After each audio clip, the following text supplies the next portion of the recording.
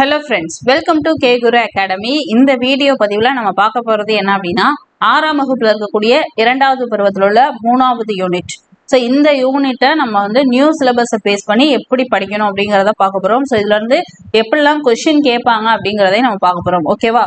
So already நம்ம 6th first term அப்புறம் second டேர்மில் உள்ள 2 யூனிட் இது ஃபுல்லாகவே நம்ம வந்து டீச் பண்ணி உங்களுக்கு வந்து வீடியோஸ் கொடுத்துருக்கோம். அது மட்டும் இல்லை, ஒவ்வொரு யூனிட்டுக்கும் 25 வினாக்கள் வந்து நியூ சிலபஸை பேஸ் பண்ணி டெஸ்ட்டும் கொடுத்துருக்கோம். ஓகேவா? ஸோ அதே மாதிரி இப்போ நம்ம வந்து 3rd யூனிட் பார்க்க போகிறோம். இந்த 3rd யூனிட்ல வந்து நீங்கள் முழுசாக படிக்கணும் அப்படின்னா இந்த வீடியோ பதிவாக முழுமையாக பாருங்க. ஓகேவா? ஏன் அப்படின்னா நியூ சிலபஸை பேஸ் பண்ணி எப்படி கொஸ்டின் கேட்டாலும் நீங்கள் தயாராகிடலாம். ஸோ வந்து வீடியோ பதிவாக முழுமையாக பாருங்க. அப்போதான் உங்களால் அந்த நியூ சிலபஸ் கொஸ்டினுக்கு தயாராக முடியும். ஓகே, ஸோ வீடியோக்குள்ள போயிடலாம். ஃபர்ஸ்ட் பார்த்தீங்க அப்படின்னா இந்த 3வது யூனிட்ல என்ன கொடுத்துருக்காங்கன்னா, கூடி தொழில் செய். இதுல நமக்கு ஃபர்ஸ்ட் கொடுத்துருக்கிறது வந்து நானிலம் படைத்தவன். ஓகே, 3வது யூனிட்ல என்ன கொடுத்துருக்காங்க? நானிலம் படைத்தவன். இதோட பாடலோட ஆசிரியர் பேர் என்ன அப்படின்னா முடியரசன். ஓகேவா? இவர் தான் வந்து இந்த பாடலை ஏற்றிருப்பாரு. ஸோ இதுல என்ன கொடுத்துருக்காங்க அப்படின்னா 4 வகையான நிலங்களை பத்தி இந்த பாடல் இருக்கும். ஸோ வந்து பாடலை பார்க்கலாம். அதுக்கு முன்னாடி இது பாருங்க. காடுகளில் வாழ்ந்த மனிதன் அக்காடுகளை திருத்தி விளைநிலங்களை உருவாக்கினான். அதாவது காடுகளை எல்லாத்தையும் திருச்சி அதை ஒரு ஃபார்மேட்டுக்கு கொண்டு வந்து என்னது பயிர் செய்யக்கூடிய அந்த விளைநிலங்களை வந்து உருவாக்குறான். பயிர்களை விளைவித்தான், ஊர்களை உருவாக்கி கூடி வாழ்ந்தான், பல்வகை தொழில்கள் மூலம் தன் வாழ்வை மேம்படுத்தி கொண்டான். ஓகேவா? தொழிலிலும் வணிகமும் அவன் வாழ்க்கையை உயர்த்தின. தமிழரோட வணிக மேன்மையை அறிவோம் வாருங்கள் அப்படின்னு சொல்லி கொடுத்துருக்காங்க.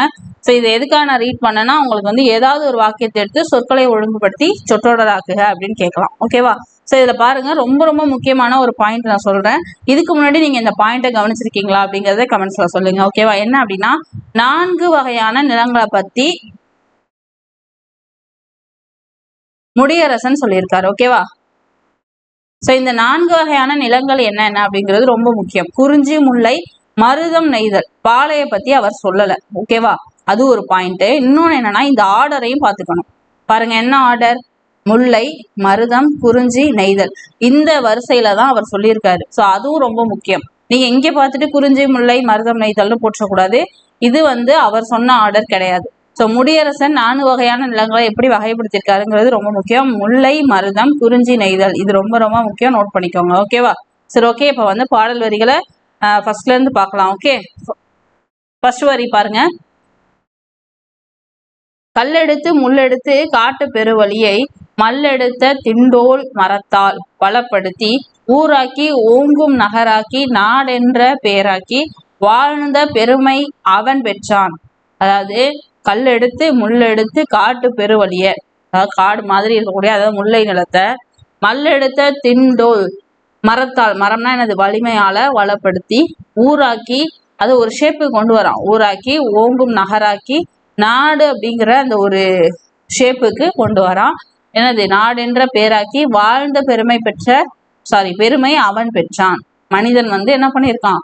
அந்த காட்டு பகுதிகளை ஒரு ஷேப்புக்கு கொண்டு வந்து நாடு மாதிரி ஆக்கிட்டா அப்படின்னு சொல்லியிருக்காங்க. ஓகேவா? அடுத்தது பாருங்க. மாநிலத்தில் முல்லை, மருதம், குறிஞ்சி, நெய்தல். இந்த ஆர்டர் ரொம்ப முக்கியம்னு சொன்னா நோட் பண்ணிக்கணும். ஓகேவா? முல்லை, மருதம், குறிஞ்சி, நெய்தல். நானிலத்தை கண்ட பெரும் நாகரிக மாந்தன் அவன். ஸோ இந்த மாதிரி 4 வகையான நிலங்களை கண்ட நாகரிக மாந்தன் தான் யாரு? அந்த மனிதன். ஆழக்கடல் கடந்தான், அஞ்சும் சமர் கடந்தான். ஸோ இதெல்லாம் வந்து சொற்களை ஒழுங்குபடுத்தி சொற்றொடராக்குக கேட்கலாம். ஓகேவா? ஸோ இந்த பாடல்ல இருந்து எப்படி வினாக்கள் வரும் அப்படின்னா, 1 சொற்களை ஒழுங்குபடுத்தி சொற்றொடராக்குக கேட்கலாம். அப்படி இல்லைன்னா கோடிட்ட இடத்தை நிரப்புக கேட்கலாம். அடுத்தது என்ன கேட்கலாம்? அந்த பாடலுடைய ஆசிரியர் பெயர் என்னன்னு கேட்கலாம். அடுத்தது அந்த பாடல் இடம்பெற்றுள்ள நூல் என்னன்னு கேட்கலாம். ஓகேவா? ஸோ இத்தனை விதமா இந்த கொஷின், இந்த பாடல் வரிகள்ல இருந்து வினாக்கள் வரும். அதனால நல்லா தயார்படுத்திக்கோங்க அதுக்கு தகுந்த மாதிரி. ஓகேவா? அடுத்தது பாருங்க. ஆழ கடல் கடந்தான், அஞ்சும் சமர் கடந்தான், சூழும் பனிமலையை சுற்றி கொடி பொறித்தான். சூழும் பனிமலையை சுற்றி கொடி பொறித்தான். முற்குளித்தான், ஆழின கடல், கடலுக்குள் முத்தெடுத்தான். தோணிக்குள் எக்களிப்புனா பெருமகிழ்ச்சி. ஓகேவா? மீதூர ஏலம் மிளகு முதற் பண்டங்கள் ஏற்றி பயன் நல்கும் வாணிகத்தால் கண்டங்கள் சுற்றி களமேறி வந்தவன் தான். யாரு? களம்னா என்னது? கப்பல். களமேறி வந்தவன் தான் யாரு? மனிதன். அஞ்சாமை மிக்கவன் தான், ஆனாலும் சான்றோர்கள் அஞ்சுவதை அஞ்சி அகற்றி விலகிடுவான். இந்த வரிகள் ரொம்ப முக்கியம்.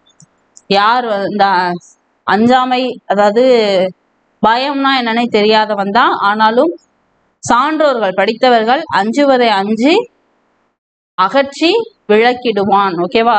இந்த வரிகள் ரொம்ப முக்கியம். கோடிட்ட இடத்துல கேட்கலாம். இந்த பாடலுடைய ஆசிரியர் யார் அப்படின்னா முடியரசன். ஓகே, நல்லா பார்த்துக்கோங்க. இதுக்கான சொல்லும் பொருளும் பார்க்கலாம்.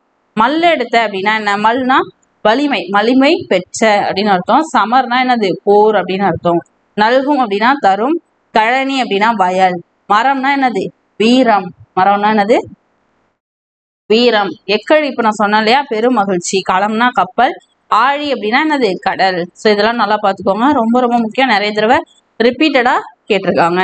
ஓகே, அடுத்து நம்ம பார்க்க போறது என்னன்னா அந்த பாடலுக்கான பொருள் பார்க்க போறோம். ஓகேவா? ஸோ இந்த பாடலுடைய பொருளை பொறுத்த வரைக்கும் தமிழன் கற்களும் முட்களும் நிறைந்த பெரிய நிலப்பரப்பை திருத்தி பயன்படுத்தினான். தனது உடல் வலிமையால், அதாவது மல்லெடுத்த அப்படின்னு சொன்னோம் இல்லையா? மல்லெடுத்த, ஸோ அதான் உடல் வலிமை. அந்த வலிமையால அந்த வளத்தை பெருக்கிறான். ஊர், நகரம், நாடு ஆகியவற்றை உருவாக்கி வாழும் பெருமையை பெற்றான். முல்லை, மருதம், குறிஞ்சி. நான் சொன்னேன் இல்லையா? அந்த ஆர்டர் நல்லா பார்த்துக்கோங்க. எதுக்காகவும் இந்த ஆர்டரை விட்டுறாதீங்க. நெய்தல் ஆகிய நிலத்தை 4 வகைப்படுத்திய நாகரிக மனிதன். 4 வகையா பிரிச்சிருக்கான். அந்த 4 வகை என்ன? முல்லை, மருதம், இதை நீங்க அப்படி சைட்ல கூட எழுதிக்கலாம். குறிஞ்சி, அடுத்தது என்னது? நெய்தல். ஸோ அப்படியே பாருங்க, காடும் காடு சார்ந்த இடமும் முல்லை, மருதம் வயலும் வயல் சார்ந்த இடமும், குறிஞ்சி மலையும் மலை சார்ந்த இடமும், நெய்தல் என்னது? கடலும் கடல் சார்ந்த இடமும், பாலை மணலும் மணல் சார்ந்த இடமும். நமக்கு பாலை கொடுக்கல இங்க. ஸோ காட்டை வயலாக்கி, அப்புறம் மலை, அப்புறம் என்னது? கடல். ஸோ இந்த ஆர்டரை ஞாபகம் வச்சுக்கோங்க. இப்படிதான் முடியரசன் சொல்லியிருக்காரு. ஓகேவா? நம்ம நார்மலா படிக்கிற ஆர்டர் குறிஞ்சி, முல்லை, மருதம், நெய்தல் அப்படி படிச்சிருக்கோம். ஸோ அதை மறந்துடுங்க. இப்போதைக்கு இதை ஞாபகம் வச்சுக்கோங்க. ஓகே, முடியரசன் சொல்லிட்டாவே நமக்கு என்ன ஞாபகம் வரணும்? ஃபர்ஸ்ட் காடு தான் வரணும். அப்போ முல்லை, மருதம், குறிஞ்சி, நெய்தல் இந்த ஆர்டர்ல படிச்சுக்கணும். ஓகே, இப்ப பாருங்க, பழந்தமிழரோட ஆழமான அந்த கடல்களை கடந்து பயணம் செய்தான். அச்சம் தரும் போர்கள், சமர் சொன்னோம் இல்லையா? சமர்னா போர். போர்கள்ல எளிதாக வெற்றி கண்டான். பனி சூழ்ந்த இமயமலையில தன் வெற்றி கொடியை நாட்டினான். ஆழ்கடலில் மூழ்கி முத்தெடுத்தான். ஏலம், மிளகு ஆகியவற்றை பெருமகிழ்ச்சியோடு கப்பல்களில் ஏற்றி கண்டங்கள் தோறும் அனுப்பி வணிகம் செய்தான். கப்பல்கள்ல ஏறி உலகத்தை வலம் வந்தான். ஓகேவா? எங்கும் எதற்கும் அஞ்சாதவன், அதாவது அஞ்சாமை அப்படின்னு பார்த்தோம் இல்லையா? அஞ்சாதவன், ஆனால் சான்றோர்கள் அஞ்சக்கூடிய அந்த தீமையான செயல்களை செய்யறதுக்கு அஞ்சுபவன். இது ரொம்ப ரொம்ப முக்கியம் இந்த பாயிண்ட். ஓகே, இப்ப இவர் இந்த விஷயங்கள் எல்லாம் சொல்லியிருக்காரு. இவரை பத்தி பார்க்கணும் இல்லையா? இவரை பத்தி பார்த்திடலாம். ஃபர்ஸ்ட் பாருங்க, முடியரசன். இவருடைய இயற்பெயர் என்ன? துரைராசு. இவருடைய நூல்கள் பாருங்க, பூங்கொடி, வீரகாவியம், காவிய பாவை. ஸோ இதெல்லாம் எங்க கேட்கலாம்? இதுல இருந்து கொஸ்டின்ஸ் எப்படி வரும்னு ஃபர்ஸ்ட் சொல்றேன் பாருங்க. இந்த நூலோட ஆசிரியர் பெயர் கேட்கலாம். ஓகேவா? அவருடைய இயற்பெயர் கேட்கலாம். அடுத்தது பொருந்தாத சொல் கேட்கலாம். அப்புறம் பாருங்க, இந்த பாடல் இடம்பெற்றுள்ள நூல் என்ன அப்படிங்கிறத கேட்கலாம். ஸோ இந்த மாதிரியான கொஸ்டின்ஸ் தான் இந்த பாடத்துல இருந்து வரும்.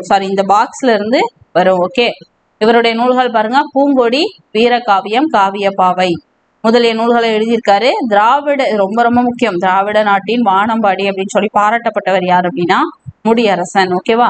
இந்த பாடல் பாத்தீங்கன்னா புதியதொரு விதி செய்வோம் அப்படிங்கிற நூல்ல இருந்து எடுத்திருக்காங்க. ஸோ இப்ப பாருங்க, புதியதொரு விதி செய்வோம் அப்படின்னு ஒண்ணு பாரதியார்னு நினைச்சிடக்கூடாது. சரியா? பொதுவா இந்த மாதிரியான வார்த்தைகள் யார்கிட்ட இருக்கும் அப்படின்னா பாரதியாருடைய பாடல் வரிகள்ல இருக்கும். புதியதொரு விதி செய்வோம், எந்த நாளும் காப்போம் அப்படிலாம் சொல்லி பாரதியாருடைய பாடல் வரிகள்ல வரும். ஓகே, ஆனா இங்க பாத்தீங்கன்னா புதியதொரு விதி செய்வோம் அப்படின்னு ஒரு நூலையே எழுதியிருக்காரு. யாரு? முடியரசன். ஓகே, அந்த நூல்ல தான் இந்த நானிலம் படைத்தவன் அப்படிங்கிற அந்த பாடல் இருக்கு. ஓகேவா? அடுத்தது பாருங்க, நமக்கு ஒரு பாரதியார், இப்பதான் பாரதியாரை பத்தி பேசணும். பாரதியாருடைய ஒரு பாடல் வரி கொடுத்திருக்காங்க. என்ன கொடுத்திருக்காங்க? வெள்ளி பனிமலை மீது உலாவுவோம், அடி மேலை கடல் முழுவதும் கப்பல் விடுவோம், கங்கை நதிபுறத்து கோதுமை பண்டம், காவிரி வெற்றிலைக்கு மாறு கொள்வோம், சிங்கமராட்டியத்தம் கவிதை கொண்டு சேரத்து தந்தங்கள் பரிசளிப்போம். சேர நாட்டிலுடைய சேர நாடுனா எது? இந்த கோவை பகுதி, அப்புறம் இந்த கொங்கு பகுதி இருக்கு இல்லையா, கேரளா அந்த சைட்ல அந்த கொங்கு மண்டலத்தை சேர்ந்த அங்க வந்து யானைகள் அதிகமா இருக்கும். ஸோ அந்த சேரத்து தந்தங்களை வந்து பரிசளிப்போம் அப்படின்னு சொல்லி பாடியிருக்காரு. ஸோ இந்த பாடல் வரிகள்ல இருந்து கொஸ்டின் எப்படி வரும்? பாடல் வரிகள்ல இருந்து ஆசிரியர் கேட்கலாம், சொற்களை ஒழுங்குபடுத்தி சொற்றொடராக கேட்கலாம், கோடிட்டேட்டம் கேட்கலாம். ஓகேவா? ஸோ ரொம்ப முக்கியம், நல்லா பார்த்துக்கோங்க. இன்னொன்னு கேட்கலாம், என்னன்னா ஒன்றும் இல்லை, இந்த ஒரு வரியை கொடுத்துட்டு சரியான நிறுத்தல் குறி கேட்கலாம். அப்ப என்ன பண்ணணும், இங்க ஒரு ஆசிரியர் குறி இருக்குங்கிறத நோட் பண்ணணும். இது மாதிரிதான் கொஸ்டின்ஸ் வந்து வரும். ஓகேவா? பாடல் வரிகள் இல்ல வந்து புக்ல இருக்கக்கூடிய ஏதோ ஒரு வரியை கொடுத்துட்டு அதுக்கு சரியான நிறுத்தல் குறி என்ன அப்படின்னு கேட்பாங்க. ஓகே, இந்த பாடல் வரிகளோட ஆசிரியர் யாரு? பாரதியார். ஓகேவா? நம்ம அடுத்த லெசன் பாக்குறதுக்கு முன்னாடி இந்த பாடத்தோடைய புக் பேக் பார்த்துடலாம். ஓகேவா? ஸோ பாருங்க, இப்ப நம்ம ஃபர்ஸ்ட் பார்க்க போறது வந்து மதிப்பீட்டுல போர்க்களத்தில் வெளிப்படும் குணம் எது? போர்க்களத்துல வெளிப்படக்கூடிய, ஒரு நிமிஷம்,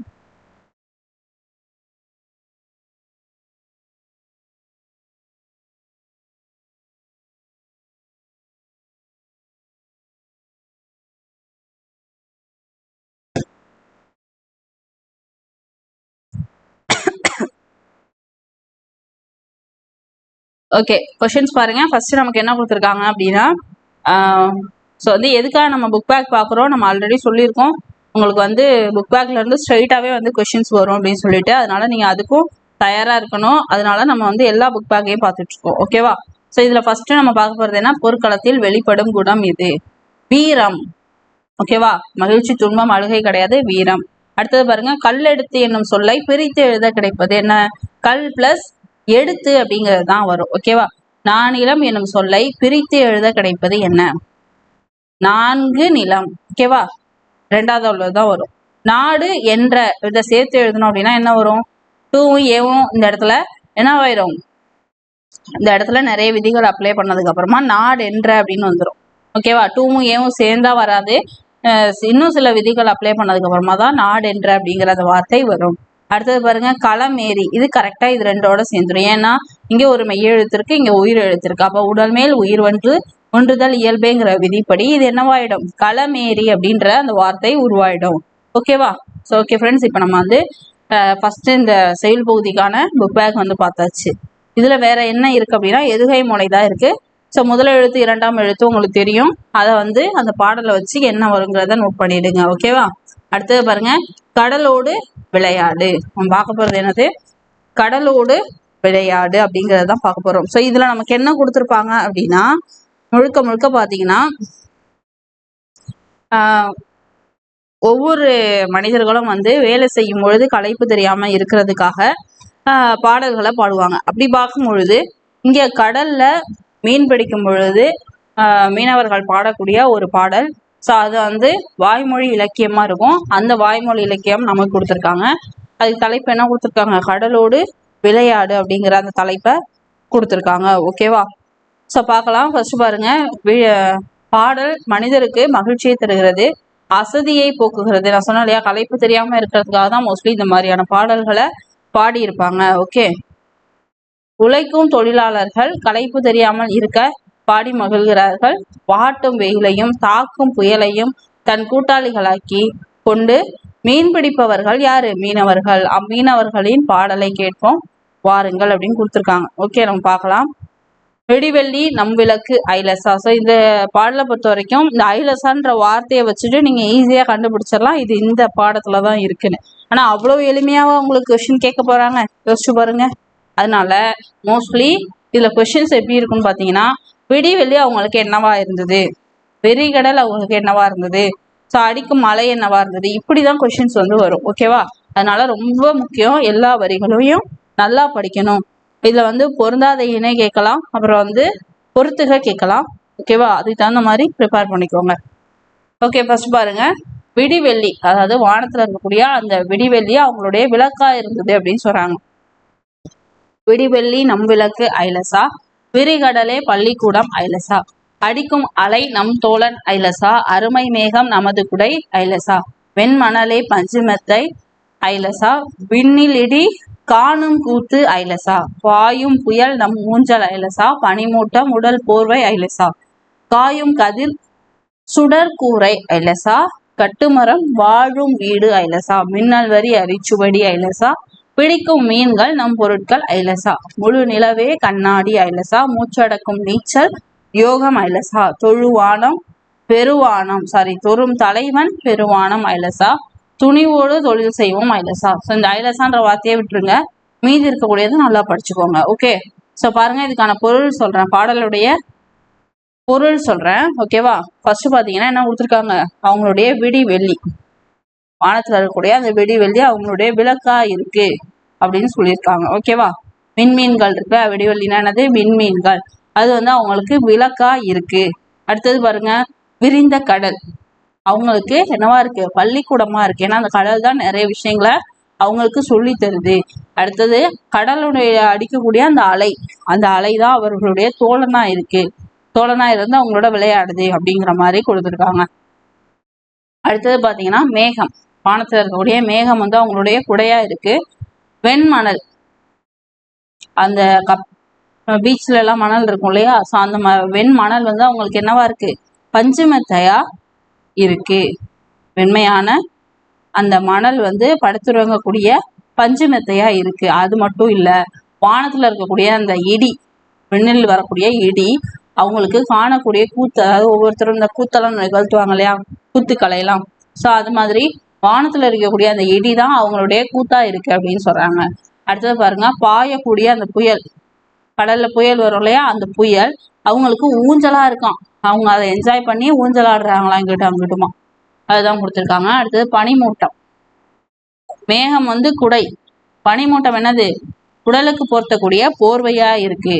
காயக்கூடிய அந்த கதிர், அதாவது சூரியனுடைய அந்த வெப்பம் வந்து கூரையா இருக்கும், வெப்பம் வந்து அவங்களுக்கு என்னவா இருக்கு, கூரையாக இருக்கிறது. கதிரவனுடைய அந்த ஒளிச்சுடர் வந்து அவங்களுடைய வீட்டுக்கு இருக்கக்கூடிய அந்த ரூஃப் இருக்கும் இல்லையா, அதுதான் சொல்றாங்க கூரையா இருக்கு. கட்டு மரம் தான் அவங்களுடைய வாழும் வீடு. ஏன்னா இப்ப வானத்துல இருக்கக்கூடிய சூரியன் வந்து அவங்களுக்கு கூரையா இருக்கு அப்படின்னு சொல்லிட்டாங்கன்னா, அப்ப கட்டு மரம் தானே அவங்களுக்கு வீடா இருக்கணும், இது கூரைனா இதுதான் வீடு அப்படின்னு சொல்றாங்க. இது எல்லாமே நீங்க இந்த பிக்சரை வச்சே கூட ஞாபகம் வச்சுக்கலாம். ஓகே, அடுத்தது என்ன கொடுத்துருக்காங்கன்னா, மின்னல் வரி வந்து அரிச்சுவடி அப்படின்னு கொடுத்துருக்காங்க. அதுக்கு என்ன பொருள் அப்படின்னா, மின்னல் கோடுகள் இருக்கு இல்லையா, அதுதான் வந்து அவங்களுக்கு பேசிக் அந்த லெசன்ஸ், அடிப்படை பாடம்னு சொல்லுவாங்க இல்லையா. அரிச்சுவடினா என்ன, ஆனாவனா, அரிச்சுவடினா அதுதானே. ஸோ அந்த மாதிரி மின்னல் வரி தான் அவங்களுக்கு அடிப்படை எழுத்துக்களா இருக்கு. அது மாதிரி பிடிக்கக்கூடிய அந்த மீன்கள் தான் அவங்களுடைய பொருட்கள். முழு நிலவு தான் கண்ணாடி, அப்ப அவங்க முகம் பார்க்கக்கூடிய கண்ணாடி எது, நிலவு, முழு நிலவு.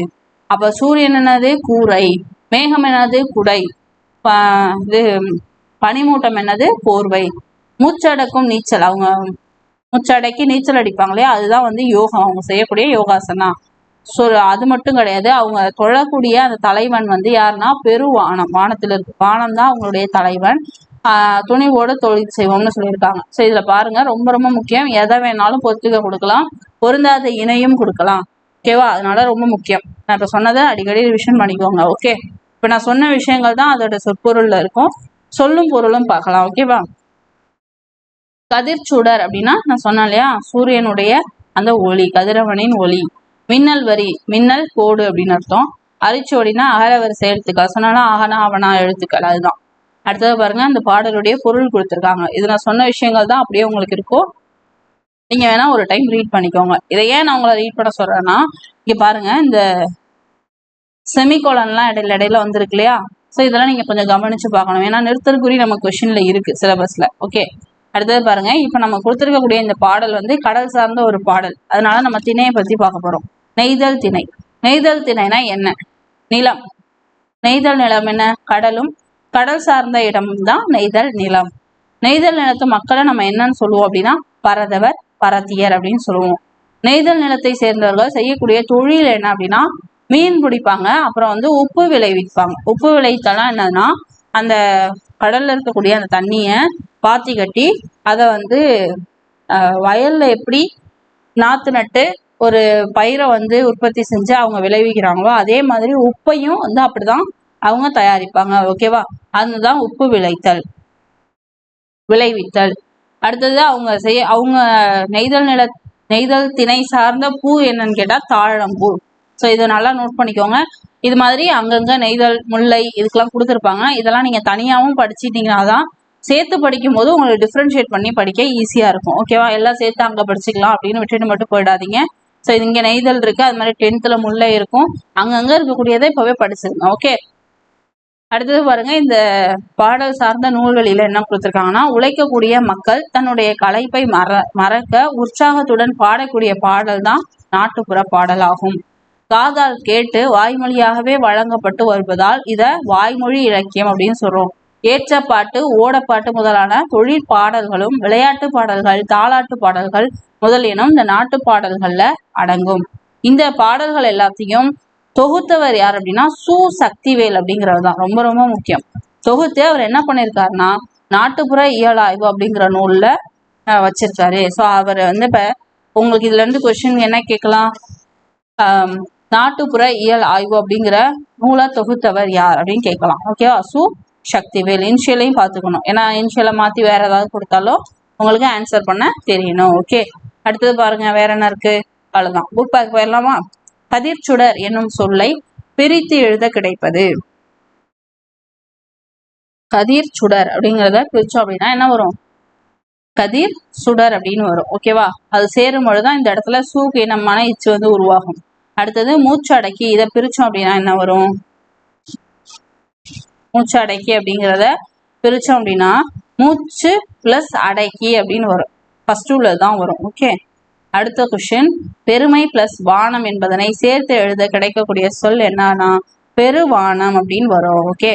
இந்த மை கெட்டு பெருவானம் அப்படின்னு வரும். அடுத்தது அடிக்கும் அலை, இதை நம்ம சேர்த்தோம் அப்படின்னா என்ன வரும்?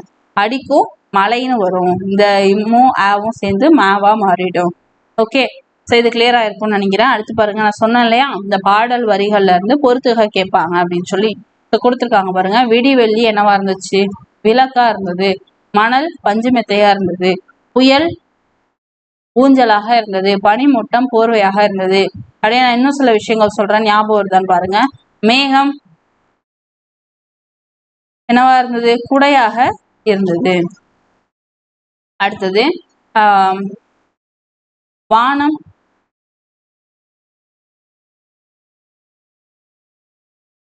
என்னது? தலைவன்.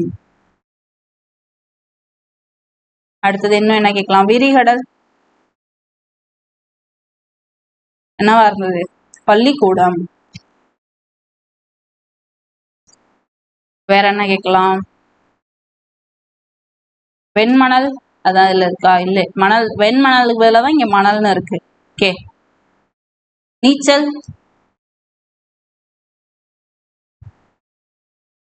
யோகம். ஓகேவா? ஸோ இது மாதிரி அந்த பாடல் வரிகள் எல்லாத்தையும் நல்லா படிச்சுக்கோங்க. அடுத்தது பாருங்க, வேற என்ன இருக்கு இதுல? வேற ஒன்றும் இல்லை, அவ்வளவுதான். அடுத்தது நம்ம பார்க்கக்கூடியது வந்து லெசன், உரைநடை தான் பார்க்க போறோம். வளரும் வணிகம். ஸோ இது ரொம்ப முக்கியம். ஏன் அப்படின்னா இதுல இருந்து நமக்கு நிறைய கொஸ்டின்ஸ் வந்து கேட்பாங்க. இதுல வந்து பாடல் வரிகள்லாம் அங்கங்க இருக்கும். ஸோ அதையுமே நீங்க நல்லா நோட் பண்ணி படிக்கணும். ஓகேவா? ஸோ பார்க்கலாம் இதுல இருந்து என்ன மாதிரியான கொஸ்டின்ஸ்லாம் வரும் அப்படிங்கிறத. ஓகே. நியூ சிலபஸை பேஸ் பண்ணி எப்படி படிக்கணுங்கிறதையும் சேர்த்து பார்த்துடலாம். வளரும் வணிகம். மனிதர் வாழ்வில் வணிகம் வந்து பெரும் பங்கு வகிக்குது. வணிகம் இல்லை அப்படின்னா நம்மளால எந்த ஒரு பொருளையும் வாங்க முடியாது இல்லையா? நமக்கு தேவையான ஒரு பொருளை நம்ம வாங்குறோம் அப்படின்னும் பொழுது அது வணிகத்தை பேஸ் பண்ணி தான் நடக்குது. வணிகம் இல்லை அப்படின்னா மனிதர்கள் வந்து நம் தேவைகளை எளிதாக நிறைவேற்றி கொள்ள இயலாது. வணிகம் வந்து பல வகைகள்ல நடைபெறுது. வணிக நிறுவனங்களும் பல வகைகளாக உள்ளன. தமிழர் பழங்காலத்தில் இருந்தே வணிகத்தில் சிறந்து விளங்கினர். உலகம் முழுவதும் வணிக தொடர்பு கொண்டு இருந்தனர். அதனை அறிந்து கொள்வோம் வாருங்கள் அப்படின்னு கொடுத்துருக்காங்க. ஸோ இதுல எதுவும் கொஸ்டின் இல்லை, நம்ம அப்படியே கீழே போயிடலாம். மனிதன் தனக்கு தேவையான எல்லா பொருள்களையும் தானே உற்பத்தி செய்து கொள்ள முடியாது. யாரால தனக்கு தேவையான பொருளை தானே உற்பத்தி செய்து கொள்ள முடியும்? தாவரங்களால முடியும். தனக்கு தேவையான உணவை தானே உற்பத்தி செய்து கொள்ள முடியும். எப்படி? சூரிய ஒளி, அந்த பச்சையம், அதுக்கு தேவையான எல்லா விஷயங்களும் இருக்கு அப்படின்னா தான் உற்பத்தி செஞ்சுக்க முடியும். உதாரணத்துக்கு நீர் இல்லை அப்படின்னா தாவரம் உயிரே வாழாது. ஸோ இந்த மாதிரி அதுக்கும் சில கிரைட்டீரியாஸ், சில விதிமுறைகள் இருக்கு. ஸோ இப்ப பாருங்க, மனிதர் தனக்கு தேவையான பொருளை தானே உற்பத்தி செய்து கொள்ள முடியாது. நம்மளாம் என்னது, ஒரு டொமஸ்டிக் அனிமல். ஓகேவா?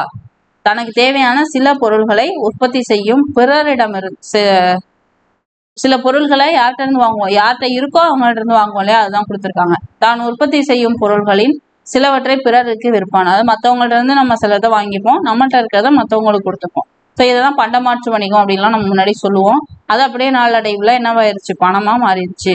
இவ்வாறு ஒரு பொருளை பிறரிடமிருந்து வாங்குவதும் பிறருக்கு விற்பதும் என்னன்னு சொல்றோம், வணிகம் அப்படின்னு சொல்றோம். பொருள்களை யார் விற்கிறாங்களோ அவங்கள வணிகர் அப்படின்னு சொல்றோம், யார் வாங்குறாங்களோ அவங்கள நுகர்வோர் அப்படின்னு சொல்றோம். இப்போ உதாரணத்துக்கு நீங்க ஒரு பொருளை விற்கிறீங்க அப்படின்னா நீங்க வணிகர், நான் உங்கள்ட்ட இருந்து அந்த பொருளை வாங்குறேன் அப்படின்னா நான் தான் நுகர்வோர். இந்த நுகர்வோரை கன்சியூமர் அப்படின்னு சொல்லுவாங்க. ஸோ இப்போ உங்களுக்கான ஒரு கொஸ்டின் கேட்குறேன், என்ன அப்படின்னா தேசிய நுகர்வோர் தினம் என்னைக்கு அப்படிங்கிறத கமெண்ட்ஸ்ல லீவ் பண்ணுங்க. ஓகேவா? ஸோ ஏன் இந்த மாதிரி கொஸ்டின்ஸ் நான் இடையில வைக்கிறேன்னா அப்பதான் உங்களுக்கு சில விஷயங்கள் ஞாபகத்துல இருக்கும். ஓகேவா? அடிக்கடி ரிவிஷன் பண்ண மாதிரியும் இருக்கும். ஓகே, ஃபர்ஸ்ட் பார்க்கலாம். பண்டமாற்று வணிகம். நான் சொன்னேன் இல்லையா, தன்கிட்ட இருக்கக்கூடிய ஒரு பொருளை மற்றவங்கள்ட்ட கொடுத்துட்டு மற்றவங்கள்ட்ட இருக்கக்கூடிய பொருளை தான் வாங்கிக்கிறது என்னது, பண்டமாற்று வணிகம். பாருங்க, தம்மிடம் கூடுதலாக இருக்கும் பொருளை கொடுத்து தமக்கு தேவையான பொருளை பெற்றுக்கொள்வது பண்டமாற்று வணிகம். நெல்லை கொடுத்து அதற்கு பதிலாக என்ன வாங்கிக்கிட்டாங்க, உப்பு வாங்கிக்கிட்டாங்க. இதெல்லாம் கொஸ்டின் கேட்கலாம். நெல்லை கொடுத்து எதனை பெற்றனர், அப்ப நீங்க இங்கேயே எழுதிக்கலாம். அப்பதான் ரிவிஷன் பண்ணும்போது நீங்க உள்ள தேடி படிக்க வேண்டாம். நெல்லை கொடுத்து உப்பை பெற்றனர். அடுத்தது என்ன, பாலை கொடுத்து அதுக்கு பதிலாக தானியத்தை பெற்றனர். தானியத்தை பெற்றனர். இந்த செய்திகள் சங்க இலக்கியங்கள்ல காணப்படுது. இக்காலத்தில் கூட வீட்டிற்கே பழைய செய்தித்தாள்கள், பயனற்ற பிளாஸ்டிக் பொருள் இருக்கு, அதுதான் நெகிழி பொருள்னு கொடுத்துருக்காங்க, நெகிழி பொருள்கள் போன்றவற்றை பெற்றுக்கொள்கின்றனர். அதற்கு பதிலாக வீட்டிற்கு பயன்படும் பொருட்களை தருகின்றனர். சில பேர் இருப்பாங்களே, அந்த சாரீஸ் எல்லாம் பழைய அந்த போடாம கிழியாம இருக்கக்கூடிய அந்த ட்ரெஸ் எல்லாம் கொடுத்துட்டு கூட அந்த மாதிரி திங்ஸ் வாங்குவாங்க. அது மாதிரி பழைய செய்தித்தாள்கள், அப்புறம் அந்த நெகிழி பிளாஸ்டிக் இதெல்லாம் வேஸ்டேஜ் எல்லாம் போட்டுட்டு அதுக்கு பதிலாக புதுசா ஏதாவது பொருள் வாங்குவாங்க. இது எல்லாமே நடக்கும். ஓகேவா? நம்மளே பார்த்துட்டு தான் இருக்கும். அது இன்னுமே இருக்கு, பட் ஆனால் ரொம்ப ரொம்ப கம்மியா இருக்கு. இப்ப தற்காலத்துல பண்டமாற்று முறை இல்லையான்னு கேட்டா இருக்கு. ஓகேவா? ஏன்னா ரொம்ப கம்மியா இருக்கு. சரி, அடுத்தது பாருங்க, வணிகத்தின் வகை. வணிகத்தை தரைவழி வணிகம், நீர்வழி வணிகம் அப்படின்னு சொல்லி பிரிக்கலாம். இப்போ வணிகம் எத்தனை வகைப்படும்னா 2 வகைப்படும். ஒண்ணு தரைவழி வணிகம், இன்னொன்னு நீர்வழி வணிகம். தரை வழியாக பொருட்களை கொண்டு செல்ல எருது, கழுதை, குதிரை போன்ற விலங்குகளும் வண்டிகளும் பயன்படுத்தப்பட்டன. வணிகர்கள் வண்டிகள்ல பொருட்களை ஏற்றி வெளியூருக்கு செல்லும் போது குழுவாகவே செல்வர். இந்த மாதிரி குழுவா போறவங்கள நம்ம என்ன சொல்லுவோம் அப்படின்னா வணிக சாத்து அப்படின்னு சொல்லுவோம். கடல் வழியா கப்பல்கள் மூலமா பொருட்களை அனுப்புவது, வரவழைப்பது நீர்வழி வணிகம் அப்படின்னு சொல்லுவாங்க. அது மட்டும் இல்ல, இந்த கப்பல்கள் நின்று போகும் இடங்களை துறைமுகம் அப்படின்னு சொல்லுவோம். அப்ப உங்க ஊர் பக்கம் கப்பல் நிக்குமா, உங்க ஊர்ல துறைமுகம் இருக்குமா அப்படிங்கிறதையும் கமெண்ட்ஸ்ல லீவ் பண்ணுங்க. ஓகேவா? துறைமுக நகரங்களை என்னன்னு சொல்றோம், பட்டினம் அல்லது பாக்கம் அப்படின்னு சொல்றோம். அப்ப ஏதாவது ஒரு ஊருக்கு பக்கத்துல அந்த ஊர் பெயர் பட்டினம், பாக்கம் அப்படின்னு முடிஞ்சிருக்குன்னா அது என்னது, துறைமுக நகரம். உதாரணத்துக்கு நாகப்பட்டினம். ஓகேவா? சோ இதெல்லாம் என்னது, துறைமுக நகரம். அடுத்தது பாருங்க, தமிழ்நாட்டின் தலை சிறந்த துறைமுகமாக என்ன இருக்கு, பூம்புகார் விளங்குது. ஸோ இதெல்லாம் கொஸ்டினா ரைஸ் பண்ணுவாங்க, நல்லா பார்த்துக்கோங்க. அவ்வூர் துறைமுகத்தில் மற்ற நாடுகள்ல இருந்து வரக்கூடிய அந்த கப்பல்கள்லாம் தத்தம் நாட்டுக்கு கொடிகளோடு நின்றன. அப்ப என்ன பண்ண, துறைமுகங்கள்ல வெவ்வேறு நாட்டு கப்பல்கள் அந்தந்த நாட்டு கப்பல்களோட கொடியோட நிக்குமா. அவற்றின் மூலம் அந்த வெளிநாட்டு பொருட்கள் இறக்குமதி செய்யப்பட்டன. அந்த கப்பல்கள்ல இருந்து அந்த நாட்டு பொருள்களை நம்ம இறக்குமதி செய்யறோம். அது மாதிரி நம்ம நாட்டு பொருட்களை, தமிழ்நாட்டு பொருட்களை ஏற்றுமதியும் செஞ்சிருக்கோம். ஓகே, ஸோ இந்த பாருங்க, இந்த பாக்ஸ் ரொம்ப ரொம்ப முக்கியம். என்ன அப்படின்னா, தன்னாடு விளைந்த வெண்ணெல் தந்து பிற நாட்டு உப்பின் கொள்ளை சாட்சி அப்படின்ற இந்த பாடல் வரி. அது மட்டும் இல்லை, இன்னும் எக்ஸ்ட்ராவும் வரும், உமனர் புகழும் அப்படின்னு முடிஞ்சிருக்கு. ஸோ இந்த பாடல் வரி எங்க இருந்தது அப்படின்னா நற்றிணை நூல்ல இருக்கு. பாலோடு கூழோடு பெயருங்கிறது குறுந்தொகையில இருக்கு. பொன்னோடு கரியோடு பெயருங்கிறது அகநானூர்ல இருக்கு. ஸோ எத்தனாவது பாடலா இருக்கு, எத்தனாவது வரியா இருக்கு, அந்த அளவுக்கு மைன்யூட் தேவையில்ல. ஆனா நீங்க வந்து இந்த பாடல் வரிகள் எந்த நூல்ல இடம் பெற்றிருக்கு அப்படிங்கிறத மட்டும் பார்த்துக்கோங்க. ஓகேவா? அப்புறம் அந்த பாடல் வரி ரொம்ப முக்கியம். ஏன்னா அதுல இருந்து ஏதாவது கோடிட்ட இடம் கேட்கலாம், பொருந்தாத சொல் கேட்கலாம். சரி, பொருந்தாத சொல் கேட்க முடியாது. இதுல இருந்து எப்படி கொஸ்டின் வர சொல்ல பாருங்க. ஒண்ணு கோடிட்ட இடம், அடுத்தது சொற்களை ஒழுங்குபடுத்தி சொற்றொடராக்குக. இன்னொன்னு என்ன கேட்கலாம்னா, இந்த உமனர் புகழும் அப்படிங்கிறது குறுந்தொகை. பாலோடு வந்து கூலோடு பெயரும் புறநானூறு, பொண்ணோடு வந்து கரியோடு பெயரும் அகநானூறு. இதுல சரியானது எது அப்படின்னு கேட்கலாம். அப்ப பொண்ணோடு வந்து கரியோடு பெயரும் அகநானூறு தான் சரியானது. இந்த மாதிரி பொருந்தாத இணையும் கேட்கலாம், சரியான இணை எதுன்னு கேட்கலாம். ஓகேவா? ஸோ இந்த மாதிரி நிறைய கொஸ்டின்ஸ் இதுல இருந்து ஃபார்ம் பண்ணலாம். ஸோ நல்லா படிச்சுக்கோங்க. ஓகே, கோடிட்ட இடமும் கேட்கலாம். ஓகே, அடுத்த கொஸ்டின் பார்க்கலாம். வேற என்ன இருக்கு? அடுத்த பாயிண்ட் பாருங்க. தமிழ் வணிகத்தை வந்து தனிநபர் வணிகம், நிறுவன வணிகம் அப்படின்னு சொல்லி பிரிக்கலாம். தனிநபரால உருவாக்கப்பட்டு நடத்தப்படக்கூடிய அந்த வணிகம் வந்து தனிநபர் வணிகம். ஒன்றுக்கும் மேற்பட்டவர் இணைந்து முதலீடு செய்து நடத்துவத என்னன்னு சொல்றோம்? நிறுவன வணிகம்னு சொல்றோம். ஸோ உதாரணத்துக்கு பார்த்தீங்கன்னா, சில ஃபேக்டரிஸ் எல்லாம் வச்சு நடத்துறாங்க இல்லையா, அதெல்லாம் நிறுவன வணிகம். சிங்கிளா தனியா இருந்து பண்றாங்க இல்லையா, அது தனிநபர் வணிகம்.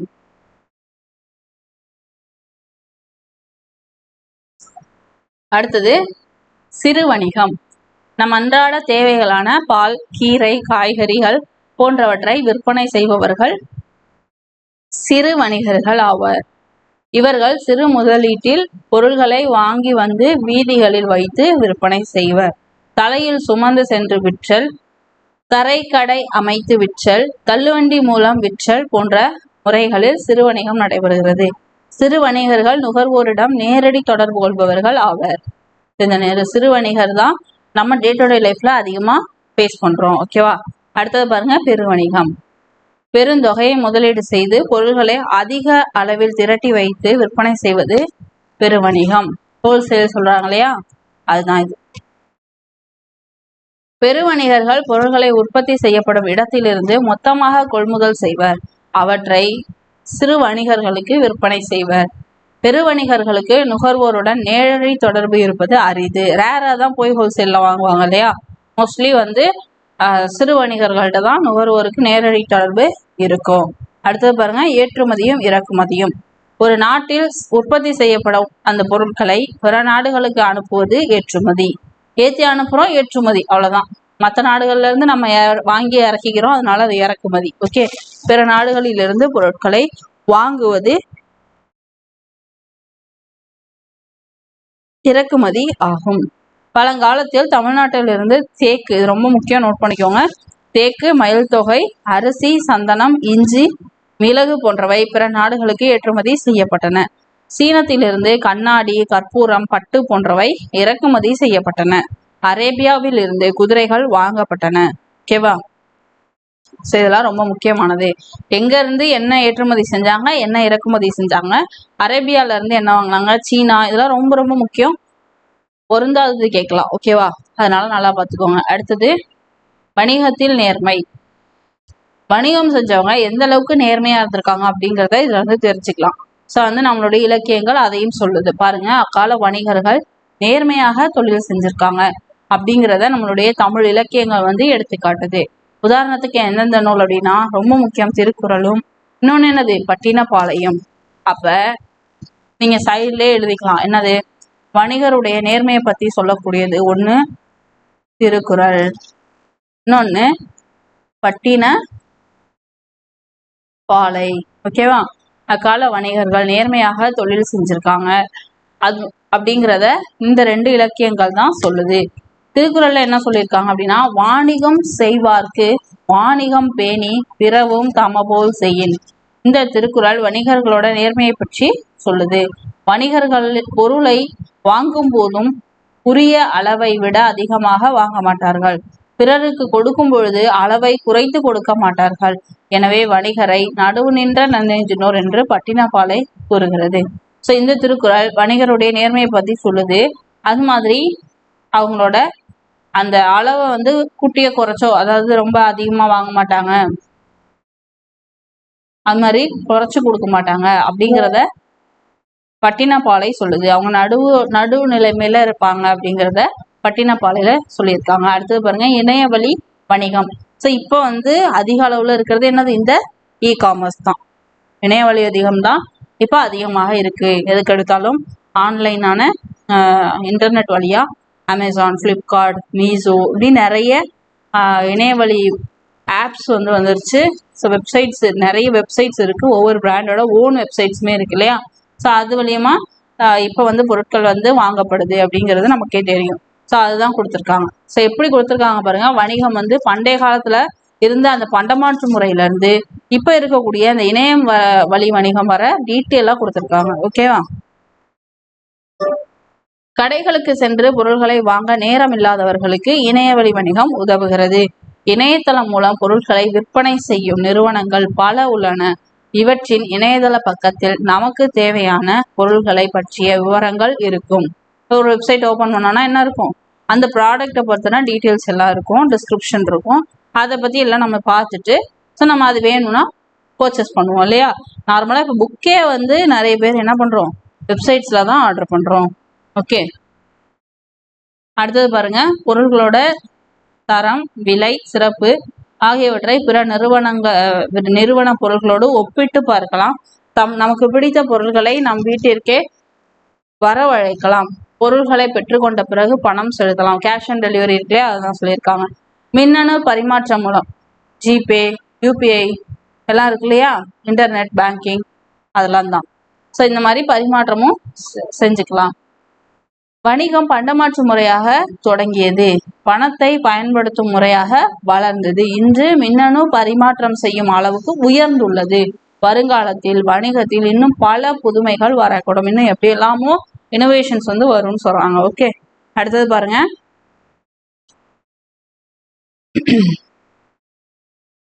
மதுரையில என்ன ஃபேமஸ், மல்லி ஃபேமஸ். இதை ஏன் நம்ம சொல்றோம் அப்படின்னா, மல்லினா மல்லிப்பூ. ஓகேவா. உடனே மல்லி வேற மல்லி நினைச்சிடாதீங்க, தனியா மல்லி அப்படின்ட்டு. ஓகேவா. மல்லிப்பூ தான் இந்த இடத்துல மென்ஷன் பண்ணியிருக்காங்க. ஸோ இது ஏன் நான் சொல்றேன்னா, புக்ல இருக்கிறதுனால சும்மா தெரிஞ்சுக்கோங்கன்ட்டு. ஸோ இது பாருங்க ரொம்ப முக்கியம். இதுல வந்து கோடிட்டிடம் கேட்கலாம், சொற்களை ஒழுங்குபடுத்தி சுற்றோடராக்கு கேட்கலாம், பாடல் வரியை கொடுத்து இந்த நூல் பெயர் கேட்கலாம். ஓகேவா. கொள்வது மிகை கொள்ளாது, கொடுப்பதும் குறைபடாது அப்படின்னு சொல்லி பட்டினப்பாலை சொல்லுது. அது மட்டும் இல்ல, சமன் செய்து சீர்தூக்கும் கோல்வோல் அமைந்தொரு பால் கோடாமை சான்றோர் கனி அப்படின்னு திருக்குறள்ல சொல்லியிருக்காங்க. ஸோ இதனால நோட் பண்ணிக்கோங்க. ஓகேவா. அடுத்தது நம்ம பார்க்க போறது வந்து இந்த பாடம் சார்ந்த புக் பேக். என்ன கொடுத்துருக்காங்கன்னா, வீட்டு பயன்பாட்டிற்காக பொருள் வாங்குபவரை என்னன்னு சொல்லுவோம், நுகர்வோர், தொழிலாளி, முதலீட்டாளர், நெசவாளி. நுகர்வோர்னு சொல்லுவோம். வீட்டு பயன்பாட்டிற்காக பொருள்கள் வாங்குறவங்கள நுகர்வோர்னு சொல்லுவோம். வணிகம் பிளஸ் சாத்து என்பதனை சேர்த்து எழுத கிடைக்கக்கூடிய சொல் என்ன, வணிகம் சாத்து. இதை சேர்த்தோம் அப்படின்னா நமக்கு என்ன வரும், இந்த இம்மு கெட்டு சாவுக்கு இனமான இச்சு வந்து தோன்றும். அப்ப வணிக சாத்து அப்படின்னு வந்துடும். ஓகேவா. பண்டம் பிளஸ் மாற்று என்பதனை சேர்த்து எழுத கிடைக்கக்கூடிய சொல் என்ன, பண்டம் மாற்று. இந்த இம் வந்து கெட்டுடும், பண்டமாற்று அப்படின்னு வந்துடும். ஓகேவா. அடுத்த கொஸ்டின், மின்னணு எனும் சொல்லை பிரித்து எழுத கிடைப்பது,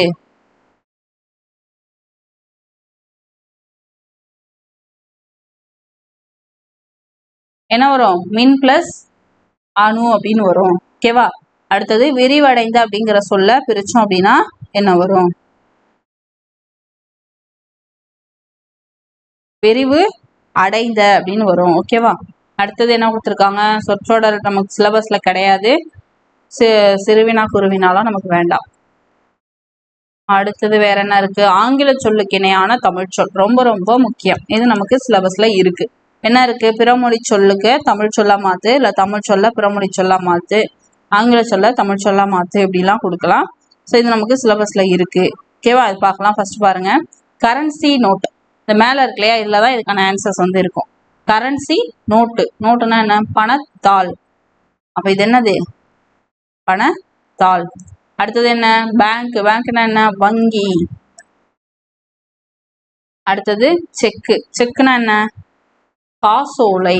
இங்க இருக்கு, இங்க இருக்கு, காசோலை. அடுத்தது டிமாண்ட் டிராஃப்ட், டிடின்னு சொல்லுவாங்க இல்லையா. டிமாண்ட் டிராஃப்ட்னா வரை ஓலை அப்படின்னு அர்த்தம். ஓகேவா. வரை ஓலை. அடுத்தது என்ன இருக்குன்னு பார்க்கலாம். டிஜிட்டல். டிஜிட்டல்னா என்ன இருக்குன்னா, டிஜிட்டல்னா மின்னணு மயம். ஓகேவா? டிஜிட்டல்னா என்னது? மின்னணு மயம்.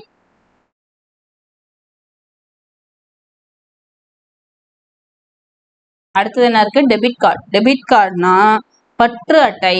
நல்லா நோட் பண்ணிக்கணும். டெபிட் கார்டும் கிரெடிட் கார்டும் வித்தியாசம் தெரியணும். பற்று அட்டை.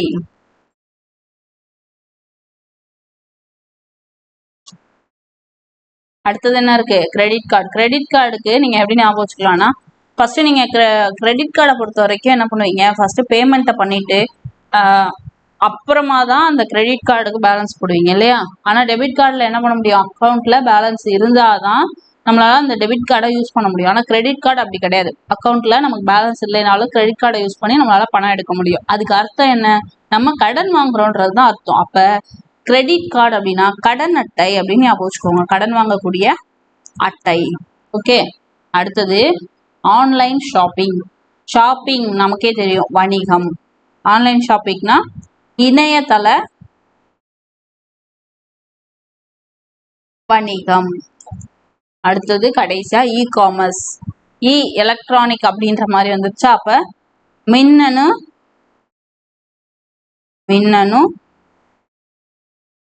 வணிகம். ஓகேவா? ஸோ இதனால நோட் பண்ணிக்கோங்க. ஏன் நான் இவ்வளோ மெனக்கிட்ட உங்களுக்கு எழுதி சொல்றேன்னா, நீங்க இது கண்டிப்பா படிக்கணும். அதனால ஓகேவா? அடுத்து நம்ம பார்க்க போறது வந்து உழைப்பே மூலதனம் அப்படிங்கிறது தான். ஸோ இதுல வந்து ரொம்ப ஒன்றும் இல்லை, உள்ள நீங்க போய் படிக்க வேணாம்னு நான் சொல்ல மாட்டேன். ரீட் பண்ணுங்க. ஏன் அப்படின்னா, நமக்கு நிறுத்தற்குறி கேட்குறாங்க இல்லையா? நிறுத்தற்குறிகள் வந்து இந்த மாதிரி பாடங்கள்ல இருக்கக்கூடிய ஏதோ ஒரு வரியை எடுத்து தான் கேட்குறாங்க. ஸோ இந்த கதை பகுதியை பொறுத்த வரைக்கும் ஒரே ஒரு பாயிண்ட் ரொம்ப முக்கியமானது, அதை மட்டும் நான் சொல்லிடுறேன். அதுக்கப்புறம் நீங்க இதெல்லாம் ரீட் பண்ணுங்க. சரியா? இந்த மாதிரி நீங்க ரீட் பண்ணும் பொழுது எங்க கொஸ்டின் மார்க் வருது, எங்க கொட்டேஷன் போட்டிருக்காங்க, எங்க ஃபுல் ஸ்டாப் வச்சிருக்காங்க, இந்த மாதிரியான விஷயங்கள் வந்து உங்களுக்கு புரிய வரும். ஸோ அதுல இருந்து நமக்கு நிறைய கொஸ்டின்ஸ் கேட்பாங்க. அதனால நீங்க ஃப்ரீயா இருக்கும் பொழுது இந்த ஃபுல் இதையும் ரீட் பண்ணுங்க. ரீட் பண்றதுனா சும்மா கடமைக்கு ரீட் பண்றது இல்ல, எங்கெங்க என்னென்ன நிறுத்தற்குறி இருக்குன்றத பார்த்து ரீட் பண்ணுங்க. ஓகேவா? ஸோ இந்த பாடத்தை பொறுத்த வரைக்கும் முக்கியமான பாயிண்ட் நான் ஒன்னே ஒன்று தான் சொன்னேன் இல்லையா? அது என்னன்னு சொல்ற பாருங்க. பாடுபட்டு தேடிய பணத்தை புதைத்து வைக்காதீர் அப்படின்னு சொன்னது யாருன்னா ஔவையார். ஸோ இதுதான் ரொம்ப ரொம்ப முக்கியமான பாயிண்ட். ஸோ இந்த லெசன்ல வேற எதுவும் நோட் பண்ண வேண்டாம். மற்றபடி நீங்க ஃபுல் லெசனையும் ரீட் பண்ணுங்க. ஓகேவா? அவ்வளோதான். இந்த முடிஞ்சிருச்சுன்னு நினைக்கிறேன். ஸோ ஒரு தடவை பார்த்துடலாம். ஓகே. அடுத்தது இலக்கணம் தான் இருக்கு. இலக்கணம் நம்ம ஆஸ் யூஷுவல் இலக்கணமும் அதுக்கு பின்னாடி இருக்கக்கூடிய புக் பேக் மொழியை ஆழ்வோமும் தனியாக ஒரு வீடியோ பதிவில் பார்த்துடலாம். ஓகே ஃப்ரெண்ட்ஸ், இந்த வீடியோ பதிவு முழுமையாக பார்த்துருந்தீங்கன்னா கண்டிப்பாக இந்த 3வது யூனிட்ல 2வது டேர்ம்ல உள்ள 3வது யூனிட் இதை தெளிவாக நீங்கள் பார்த்துருப்பீங்க. என்ன மாதிரியான கொஷின்ஸ் வரும், எப்படியெல்லாம் படிக்கணுங்கிற ஒரு ஐடியாவும் உங்களுக்கு கிடைச்சிருக்கும். ஸோ நான் சொன்ன பாயிண்ட்ஸ் எல்லாம் படிக்காம மட்டும் தயவு செய்து எக்ஸாமுக்கு ப்ரிப்பேர் பண்ணாதீங்க. இந்த பாயிண்ட்ஸ்லாம் கண்டிப்பாக படிச்சிருங்க. ஓகே. நம்ம அடுத்த வீடியோ பதிவில் உங்களை சந்திக்கும் வரை உங்களிடமிருந்து விடைபெறுவது Kamali from K Guru academy. Thank you.